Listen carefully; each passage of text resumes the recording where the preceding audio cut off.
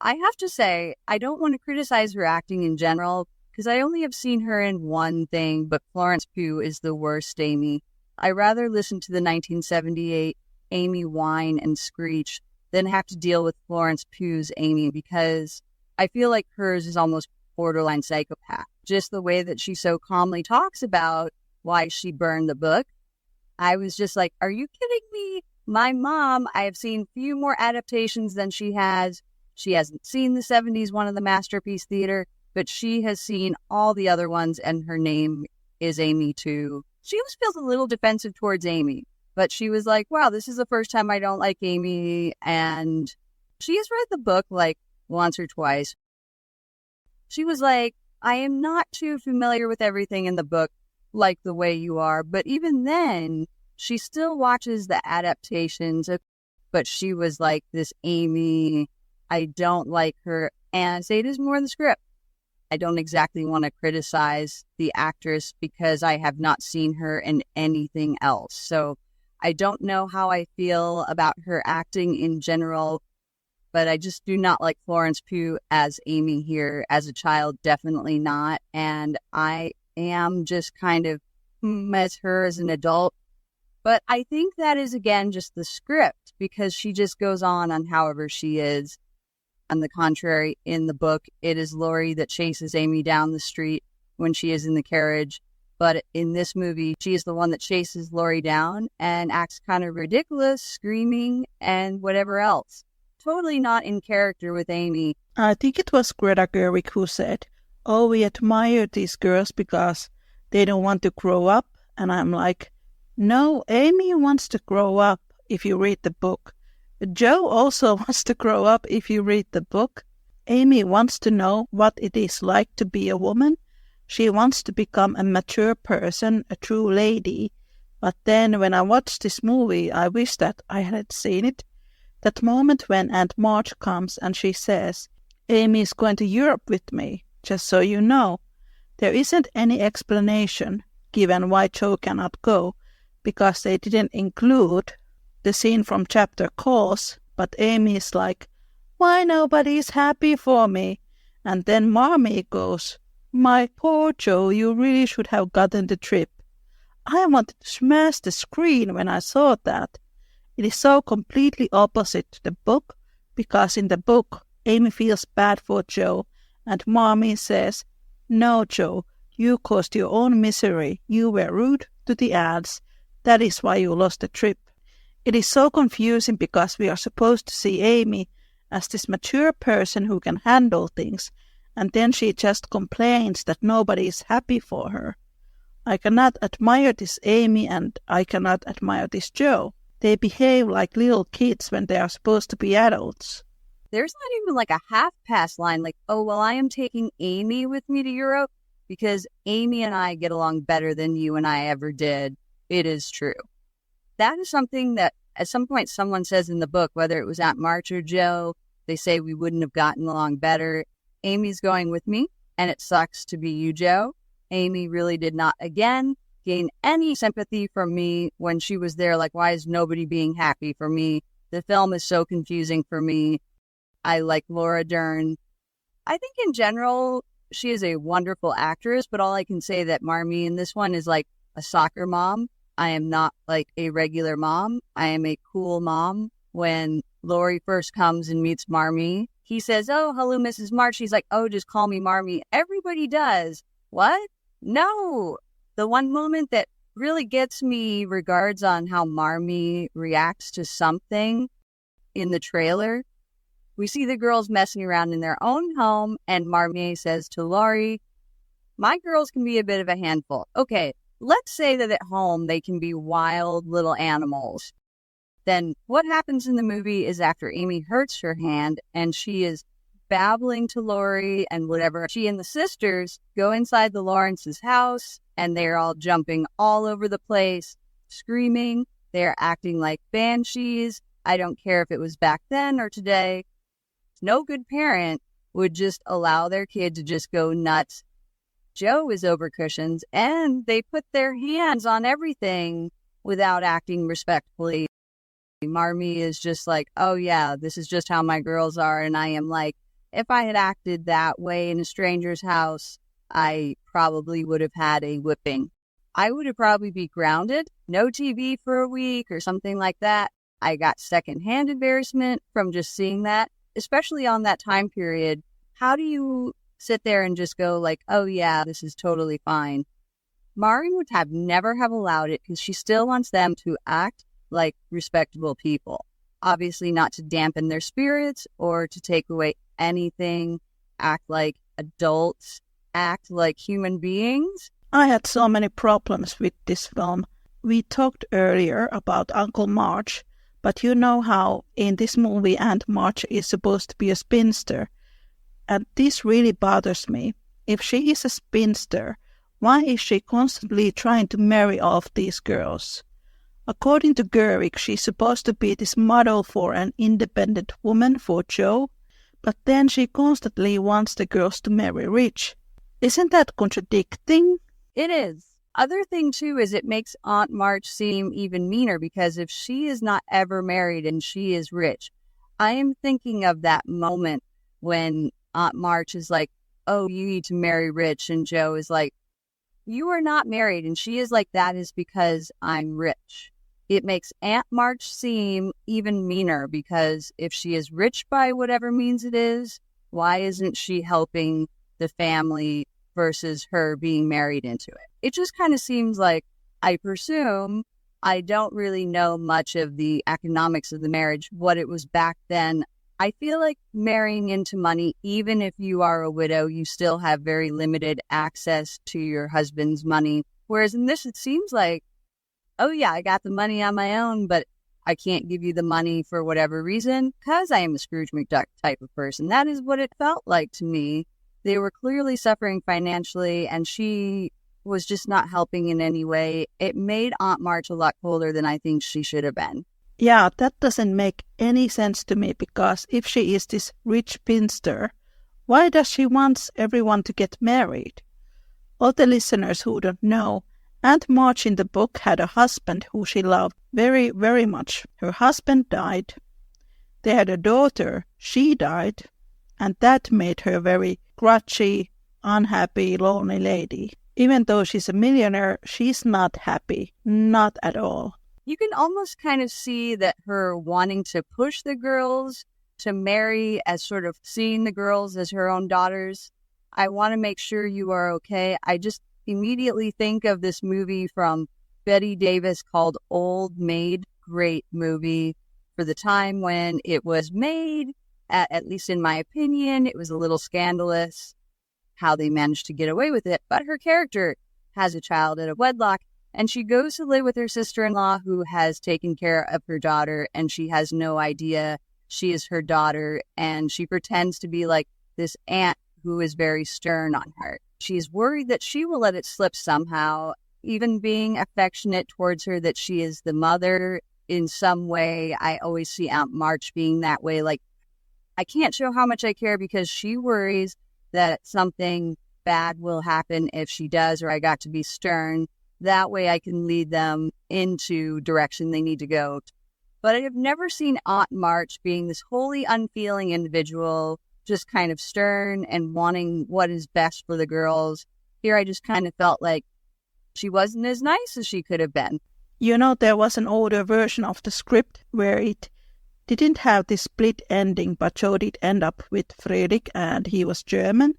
And I read that script before I watched the movie, and then I was very confused because it was completely different. There was another script where Jo wanted to punch Amy when she heard that Laurie and Amy were engaged, which does seem to suggest that Greta Gerwig does not like Amy and Laurie as a couple, and we know that Laurie has zero character arc in this movie. We don't see him being this aimless brat boy like he is in the book, and Amy telling him to shape up his act. We don't see him being obnoxious with Jo. There's none of that. And there was also this very disturbing part in the 2019 film guide where she said that Laurie wants Jo to step into adulthood and that Jo is a child and Laurie is an adult, when in the book it is the opposite. Laurie is the child, Jo is the adult, That's why Jo falls in love with Friedrich, because Friedrich is an adult and Amy helps Laurie to leave childhood behind and enter into adulthood. And in all these interviews where she has said that how much she loves Little Woman, it feels total nonsense and that she's lying because she doesn't seem to know these basic plot lines that happen in the novel in the first place. I think it was an interview with Vogue where Gerwig said she wants Saoirse Ronan and Timothée Chalamet together in all possible ways. Okay, then there are these other interviews where she says that Jo should have ended up with Laurie. Then another interview, Jo should have been gay. Third interview, Jo should have been an asexual. If you would have made, for example, Jo to be gay in this movie, or have a full-blown Jo and Laurie romance, I might have had more respect for this. But now it is about fishing viewers and it is all about making money. Yes, because you are trying to appeal to every audience who has an opinion on, rather than sticking to your gun saying, this is how the story is.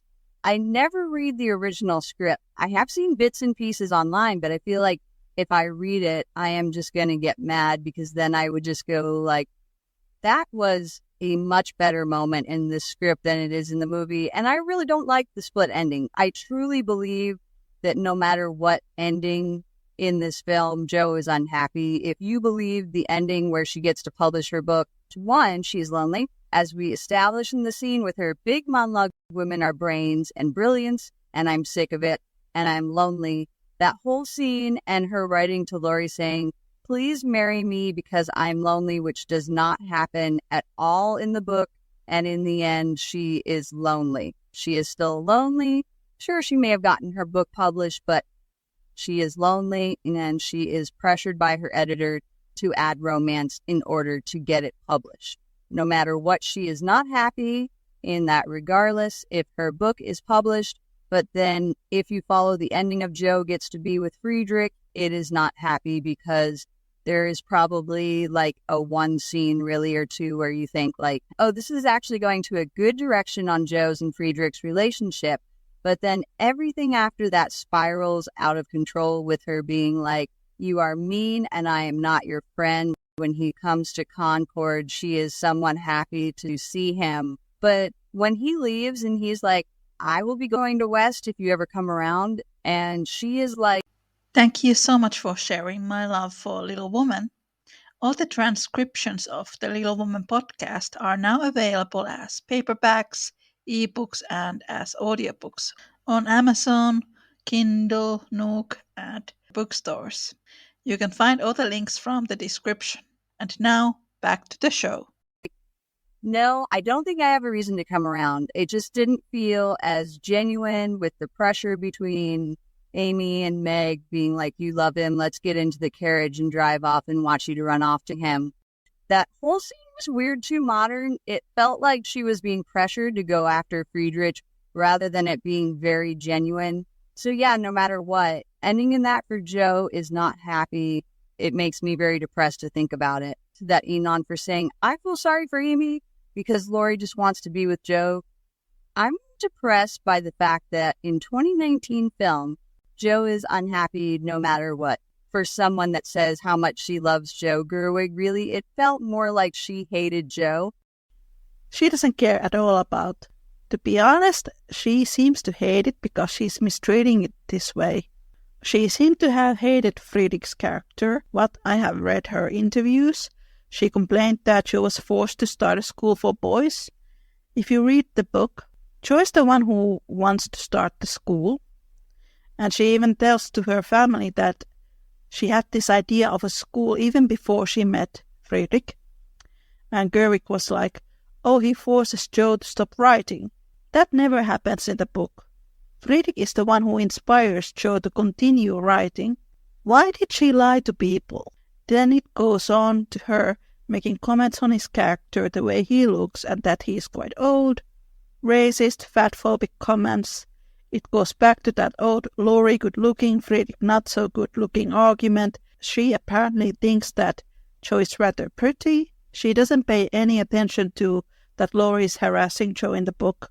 her comments make me go like, part me kettle. Friedrich is too old for Jo. What about your husband? Yes, what about your child with your husband?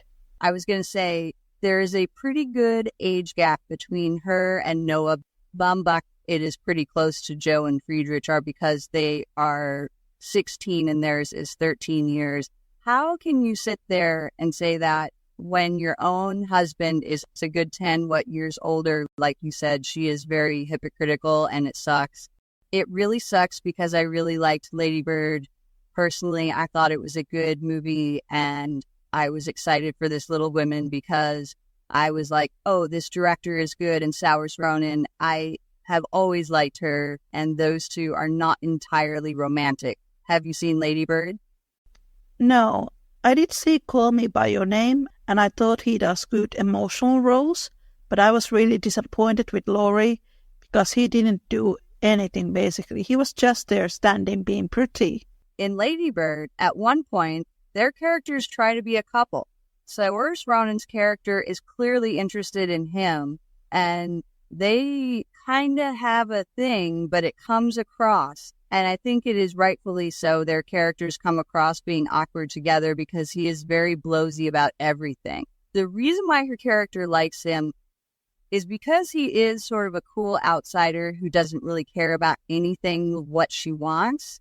I was like, okay, they have good screen chemistry together, so this is going to be good in terms of, I can see them having good screen chemistry as Jo and Laurie, but I was like, I don't like how they were trying to push it. It still felt very awkward trying to make something happen. There is that, I don't know what cartoon it is from, but like this character is trying to put two people together. And I feel like that is how Gerwig was, just like, Kiss. And it is not going to work. They're just not going to be that couple. They are great friends. I have seen interviews with them, and they are really adorable together as friends, but I don't know if I can see them as a romantic couple. They just don't have that feeling for me. No, I feel kind of bad for them, and I don't really know that much about either. There's this whole chapter in Little Woman 2019 Film Guide where Gerwig talks about how she wanted to make fun of Jo's and Friedrich's relationship, and I read that and I was like, this person doesn't know anything about Louisa May Alcott. And when I have read Gerwig's interviews, she is like, oh, Louisa May Alcott hated marriage, Louisa May Alcott hated this and that, and I'm like, if you had read any Louisa May Alcott diaries, you would know that she had a fling with the real-life Laurie and that she was in love with Henry David Thoreau. And to me, the whole thing about this split ending, either Jo ends up with this guy who in the movie she doesn't seem to be that interested, or she's independent and lonely for the rest of her life. The book publishing part fails because the book is based on Louisa May Alcott's real-life relationships with the real-life Laurie and the real-life Friedrich. If you erase those relationships, like Gerwig is trying to do, you don't have the book. You don't have the story. It disappears. This movie would not exist if Louisa May Alcott didn't have those real-life relationships. Gerwig felt to me like she didn't do as much research. I think at one point I said Gerwig just read the clip notes on a query search. It felt like she was very dependent upon the myth and the stories of her editor pushed her to marry Jo off, as I have learned from you. No, she didn't. No, the editor never did. Not for Jo, not for Meg, not for anybody. And to say, no, she didn't want her to be married in whatever urban myths that are added into the world of Little Women. It felt very much like she was just going off with that rather than having actually read the book and done her own research. It is more like fan fiction if you think about it. That makes me think of someone. And Anon, who said 2019, Little Women is bad fan fiction discussed. I'm like, oh, absolutely. That weird thing I can never get out of my head because it just absolutely ruined me, where someone wrote a fan fiction where Teddy, Jo's and Friedrich's son, is actually Laurie's son. It has ruined me, and I hate to say that it had kind of ruined for me Jo naming Teddy after Laurie for me, because I just never can't get that fic out of my head. I know some people will say that is silly. It is just a fanfic, but so that is why my modern day story doesn't have Theodore at all. I just keep having these flashbacks of that fanfic, and it just ruined it for me. And it really felt like a bad dream, some bad version of a wonderful novel. When I read her interviews, it was always a different story in a different interview. She kind of ruined her movie to me with these interviews because, she is a celebrity. A lot of people know her name. Millions of people read her interviews, and if they read her interviews where she says, "Oh, Jo marries this horrible German," and then she makes these racist comments about him, and Greta Gerwig has the most German name in Hollywood, by the way. She has German ancestry. People are going to buy your narrative because they see you as an authority, and you just lie to people and even encourage xenophobia. You are doing nothing to help to change the narrative of what Little Women is. You are embedding sort of toxic myth of what the story is and ruining what Alcott felt. I feel like she is probably rolling in her grave with that adaptation, with the way people are getting her character wrong. And I hate to say this way because I am in no place to judge anyone who is trying to make a canon character to be LGBT type. But it bothers me when people headcanon a character as an LGBT when it is based on a misinformation. When people say, "Oh, Jo must be a transgender because she prefers to be a boy," but she is not saying that she prefers to be a boy because she feels in her heart that she is a boy. She wants to do boyish things because, again, time period when boys had more power, more control over things than girls did. Nobody is thinking of that. They're just thinking of what they see on the surface. I saw an article. I didn't read it. It wasn't working for me, but I saw someone putting on an article questioning, was Louisa May Alcott herself transgender, unless you have some serious evidence that she was, other than the fact that Jo, her character, who is her avatar, wanted to be a boy. That must be case enough to prove that she wanted to be a boy herself. I am not buying it. Again, I feel like if you can back it up with something that is not just a stereotype of a LGBT, fine, because I personally have canon Jo as being a demisexual, demi-romantic, but I can at least back it up with what I think and having it be legit rather than to be just because I just want her to be, or because of this false conception that I have of a character and how I think Louisa May Alcott would have wanted her character to be. I have seen people get mad when I am I don't agree with Jo being a lesbian. There is not evidence in that. There's more evidence of Amy being bisexual than Jo being gay, seriously. I think at one point she is looking at her classmate. She says she is pretty. To me, Jo being gay theory fails pretty much in the beginning because Jo doesn't really like women in the book. She doesn't like to hang out with girls. And with all the lesbians that I know, they usually naturally go to hang out with the girls. I think that is one of the biggest key points of being a lesbian is being into girls. Jo is very much into boys. First, she wants the freedom that the boys have.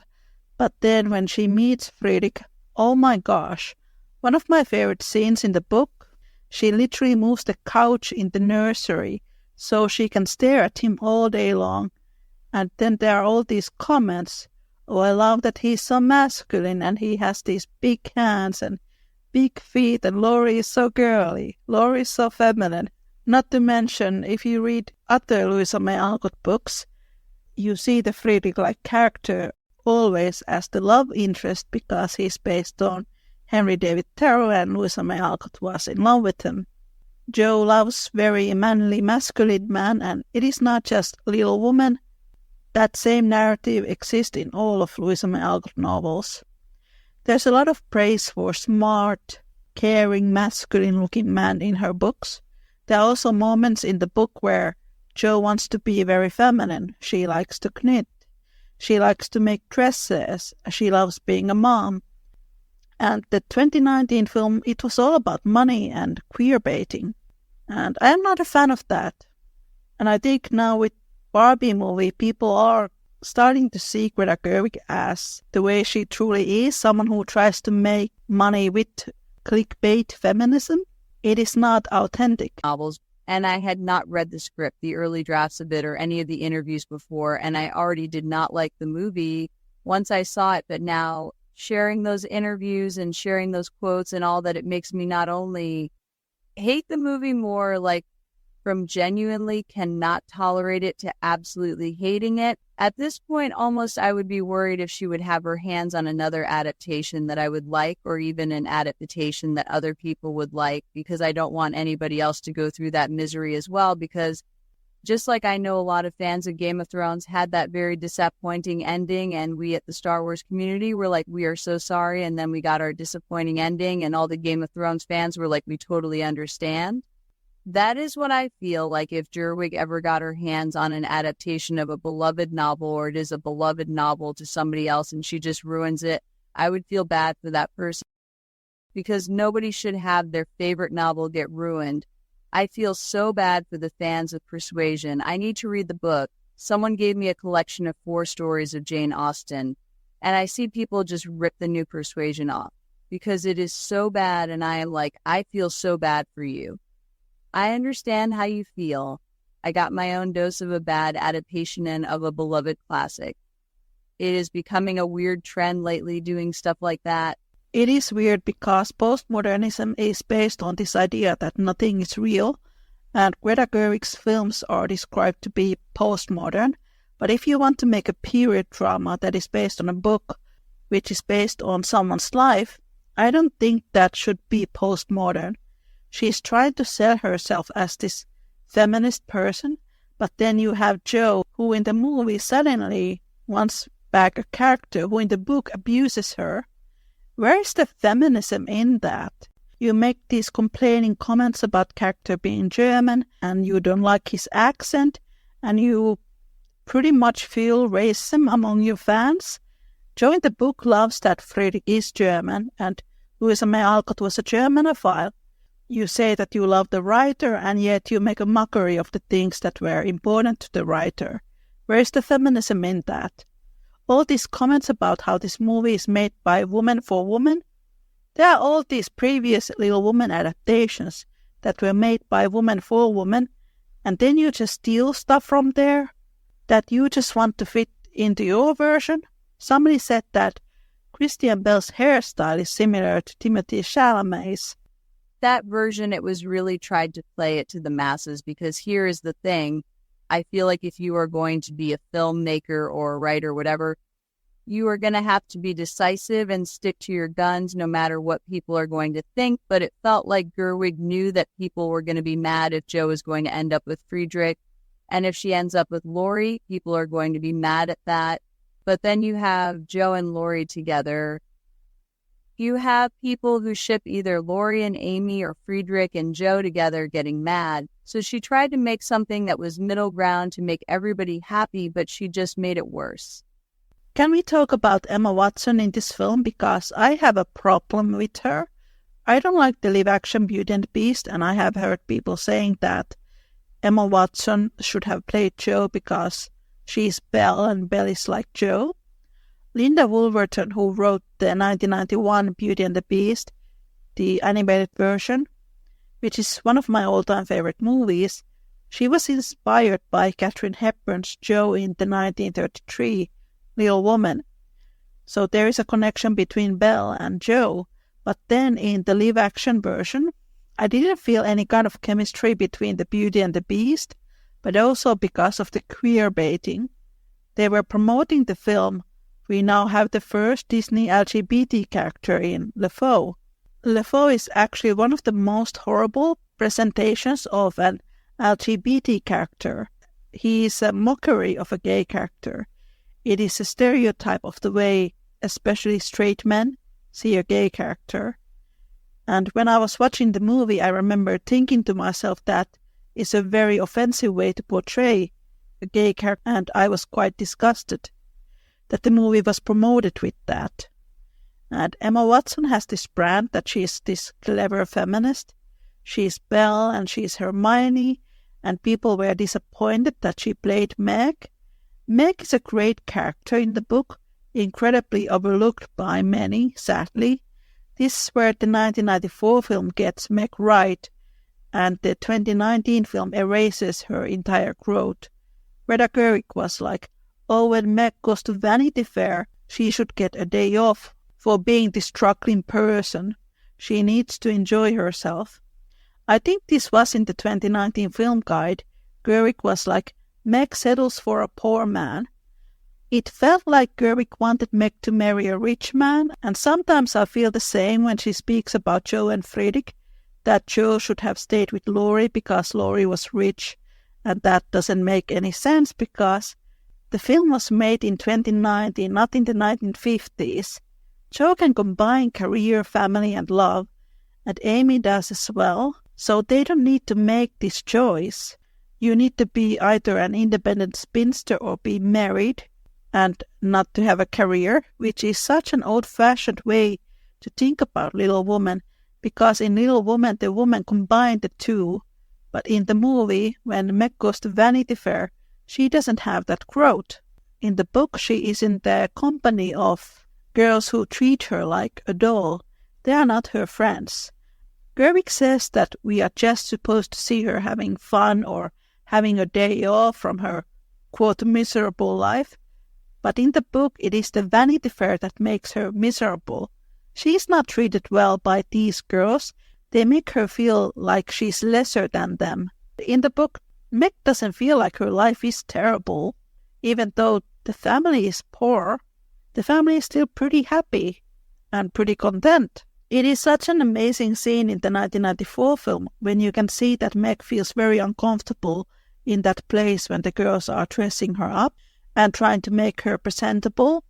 And then she has that discussion about the silk and how her father took a black child to their school and they had to close the school because of that. They don't buy silk because they are against child labor. You see how Meg is a strong character, but all of that was entirely erased from Gerwig's film.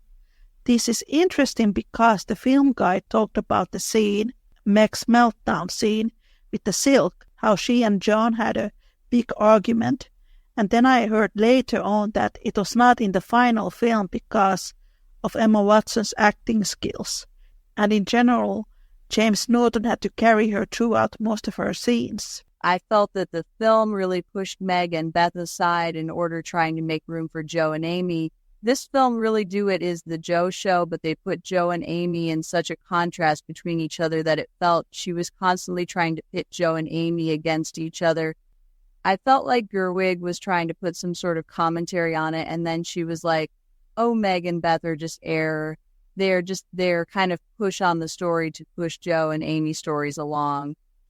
It didn't feel very genuine, and I felt like we really did lose a lot with them as much as the actresses did try, and I liked Eliza Scanlon to play Beth. I have seen her in another movie, and I like her a lot. I think she did her best with Beth, but I hate to say, I didn't feel too much when she passed. It is one thing to be clever with your parlors or your visual quests. In the 1994, we see Jo wearing red dresses, and we see Beth wearing that later, and we see Meg wearing a blue dress, and later on we see Amy wearing it, but I sort of knew it was going to come because you had already set up the same scene when Beth is out. Jo wakes up and she goes to the kitchen and sees Marmee with Beth, and the second time wakes up alone and goes to the kitchen and sees Marmee alone. 2019, it didn't have the same impact. There could have been, and again, I think it is such a shame because one, we don't dive into either one of those sisters' emotional storylines exactly compared to Jo and Amy, and that is supposed to be one of the most heart-wrenching moments in the book, and we lose that. It felt like Gerwig had, in a way, favorites, but then also torturing those favorites. You just want them to suffer because, I don't know, that is what makes great art. I do feel like their characters were pushed aside. Somebody said that the guy that plays John, James Norton, I like. He is a British actor. He has been in quite a few things. He was in the most recent War and Peace with Lily James. I have seen a lot of people and his fans who were very excited to go to see the movie, and then he was barely in it, and when he was there wasn't much that he said. I agree. I think he's a great actor, But it is like with Laurie or with Fredrik. Gerwig doesn't do anything with the male characters. They are tossed aside. You are supposed to see these couples working on equal grounds with one another. They did not feel very equal partnerships in the way they are supposed to. I think again about the 1994 version, there was an interview in one of these special features documentary commentary when someone said that they did not want it to be just the story of the March sisters, but everybody, and it should be everybody. Gabriel Byrne said, "When I was growing up, my mother and my grandmother read us Little Women. I grew up loving it so much, so it is not just a girl's book when you only focus so much on the sisters and you don't give any of the male characters their true story arcs. You are ruining it." There are quite a few great male characters in the story. Chris Cooper is a great actor, but I barely saw his and Beth's relationship. I feel like Gerwig tried to torture who she feels are her favorite characters. She tortures Jo, who she says is her favorite character, to the one who she says she identifies with, but then makes Amy a hero. It has a feeling that she is not a big fan of Amy. I am so bewildered by her thought process. That is why this movie is dead last on our list. One of my friends said that when Beth died, she didn't feel anything in the movie because it did not show the close relationship that Jo had with Beth. When I watched the movie, I thought that Beth's death was only used as a vehicle for Jo to write the novel. Then in reality, we know that Louisa May Alcott's sister, Lizzie, died when she was in her 20s. It was not in any way start of Jo's writing career. Her sister's death in the book changed Jo to become a better person because Beth's death leads to Jo having an identity crisis. She begins to revalue her own life after her sister passes away. That was entirely missing in this adaptation. I think it is a perfect scene in the 1994 film when Beth dies and she and Jo have that last chat together. Winona Ryder's Jo goes to the window and watches this dark, gloomy autumn landscape. Branches are hitting the window and she is looking at the shadows in the night. Then she goes back to bed and she's dead. Jo's whole life has changed. It is an amazing scene in the 1994 film, but there's nothing like that in the 2019 film. 49 and 2018 films did Beth's death also pretty well. One of my friends said quite recently, "You know that scene when Fredrik comes to court Jo in the 2019 film? Jo came downstairs and shuffled bread into her mouth, and my friend said, Jo is supposed to be about 28 now. She has a guest. She lives in her parents' house. 2019 Jo doesn't do any work there. She just hangs out. She's kinda rude. She doesn't thank her mother. She behaves like she's a 15-year-old. I remember this article that I read about Louisa May Alcott. It was based on one of her letters that she wrote to her fans.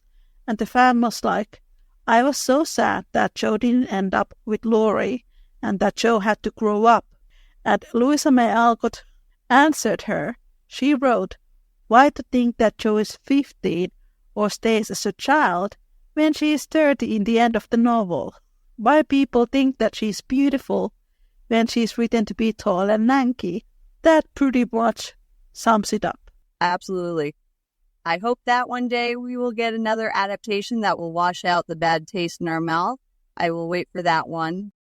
That was the last ranking chat between I. For now, thank you everyone for listening. Christina, take care and make good choices. Bye.